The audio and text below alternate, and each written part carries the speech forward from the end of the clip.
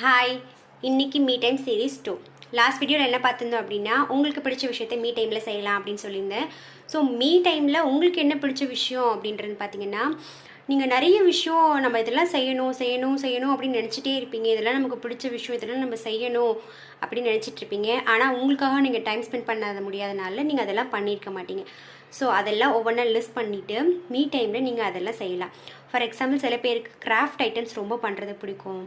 And சில பேருக்கு அப்பாடா ஒரு டம்ளர் காஃபி போட்டு குடிக்கணும், காலையிலேருந்து எவ்வளோ வேலை செய்கிறோம், இதை அந்த காஃபி போட்டு குடிக்கிறது அப்படின்றது நார்மல் கிடையாது. அவசர அவசரமாக காஃபி குடிக்கிறது கிடையாது. நல்லா சிப் பண்ணி கொஞ்சம் கொஞ்சமாக டேஸ்ட் பண்ணி குடிக்கிறது. ஸோ அது அந்த ஒவ்வொரு சிப்பையும் ரொம்ப அனுபவித்து குடிக்கிறதுன்னு சொல்லுவாங்கள்ல.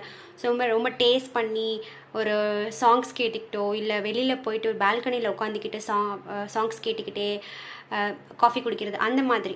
ஸோ அந்த விஷயத்த ரொம்ப அனுபவித்து செய்யணும்.